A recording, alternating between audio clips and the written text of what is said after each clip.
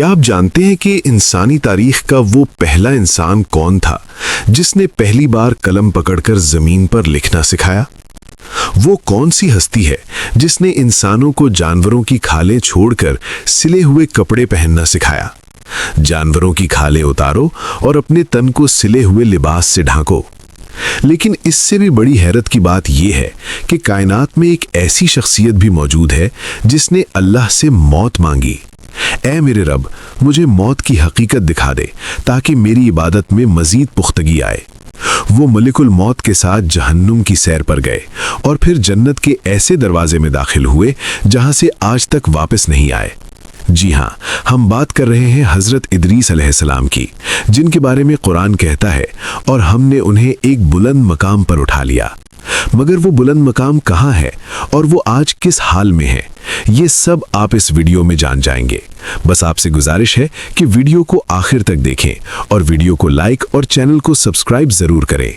دوستو، آج سے ہزاروں سال پہلے کی دنیا میں جہاں انسان ابھی تہذیب سیکھ رہا تھا، حضرت آدم علیہ السلام اور حضرت شیت علیہ السلام کے بعد دنیا میں ایک ایسا دور آیا جب علم کی پیاس بڑھ رہی تھی۔ اسی دوران ایک ایسی شخصیت کا ظہور ہوا جن کا قد لمبا، سینہ چوڑا اور آواز دھیمی مگر پراثر تھی۔ ان کا نام اخنوخ تھا، مگر تاریخ انہیں ادریس کے نام سے جانتی ہے کیونکہ وہ اللہ کے صحیفوں کا کثرت سے درس دیا کرتے تھے، اسی لیے انہیں ادریس کہا گیا۔ وہ صرف ایک نبی نہیں تھے بلکہ ایک عظیم موجد بھی تھے۔ ایک ایسے زمانے میں جب لوگ تن ڈھانپنے کے لیے درختوں کے پتے یا جانوروں کی کھالیں استعمال کرتے تھے، حضرت ادریس علیہ السلام نے سوئی ایجاد کی اور کپڑا سینا سکھایا۔ جب وہ کپڑا سیتے تو ہر ٹانکے کے ساتھ سبحان اللہ کی صدا بلند ہوتی۔ ان کے ہاتھ کی صفائی ایسی تھی کہ زمین پر ان سے بہتر کوئی درزی نہیں تھا۔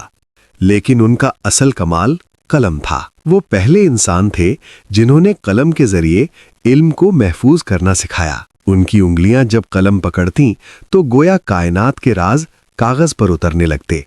حضرت ادریس علیہ السلام کی زندگی کا ایک اور حیرت انگیز پہلو ان کی سیاسی اور سماجی بصیرت تھی۔ انہوں نے نہ صرف انسانوں کے اخلاق سنوارے بلکہ دنیا کا پہلا باقاعدہ قانون بھی مرتب کیا۔ انہوں نے 100 سے زیادہ شہر آباد کیے اور ہر شہر کے لیے مناسب قوانین نافذ کیے۔ وہ علم نجوم اور ستاروں کے علم کے ماہر تھے۔ ان کی عبادت کا یہ عالم تھا کہ زمین کے تمام انسانوں کی عبادت ایک طرف اور حضرت ادریس علیہ السلام کی عبادت ایک طرف رکھی جائے تو ان کی عبادت بھاری پڑتی۔ فرشتے ان کی عبادت دیکھ کر حیران رہ جاتے اور ان سے ملنے کے مشتاق ہوتے۔ ایک دن حضرت ادریس علیہ السلام نے کہا، اے دوست، کیا میں موت کا ذائقہ چکھ سکتا ہوں تاکہ خوف خدا میں میری عبادت مزید مضبوط ہو جائے؟ فرشتہ کانپ اٹھا، مگر اللہ کے حکم سے ان کی روح قبض کی گئی اور فوراً واپس کر دی گئی۔ ان کے چہرے پر موت کا اثر نہیں بلکہ نور بڑھ گیا۔ پھر انہوں نے کہا، مجھے جہنم دکھاؤ تاکہ میرا دل خوف خدا سے بھر جائے، اور مجھے جنت دکھاؤ تاکہ میں اس کی طلب میں جیتا رہوں۔ فرشتہ انہیں اپنے پروں پر بٹھا کر لے گیا۔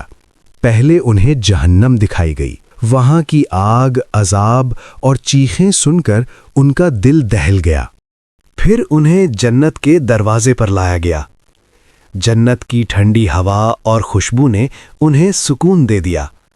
انہوں نے وہاں کے پھل کھائے اور نہروں کی آواز سنی۔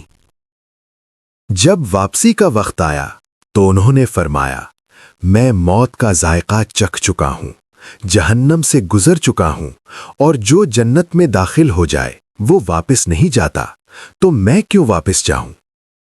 علماء کے درمیان اس بات پر اختلاف ہے کہ کیا حضرت ادریس علیہ السلام ابھی زندہ ہیں؟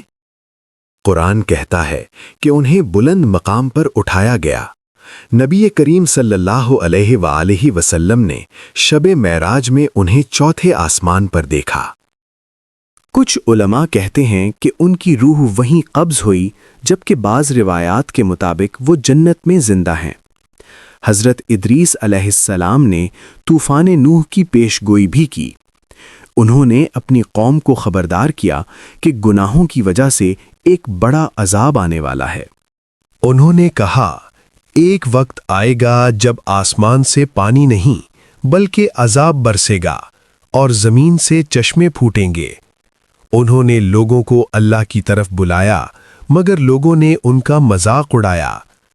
اللہ تعالیٰ نے ان پر 30 صحیفے نازل فرمائے۔ ان میں کائنات کے راز، فرشتوں کی تسبیحات اور روحانی قوانین شامل تھے۔ وہ جب درس دیتے تو پرندے رک جاتے اور جانور ان کے گرد جمع ہو جاتے۔ انہوں نے بتایا کہ سورج، چاند اور ستارے اللہ کے حکم کے تابع ہیں۔ کچھ روایات کے مطابق انہوں نے مصر میں اہرام جیسی عمارتیں تعبیر کروائیں تاکہ علم محفوظ رہیں۔ جب ان کے جانے کا وقت آیا تو انہوں نے فرمایا، پاکیزہ رہو، نماز قائم کرو اور ظلم سے بچو۔ پھر وہ ملک الموت کے ساتھ چوتھے آسمان کی طرف اٹھا لیے گئے۔ اب سوال یہ ہے کہ کیا ان کا علم ختم ہو گیا یا آج بھی کسی شکل میں موجود ہے؟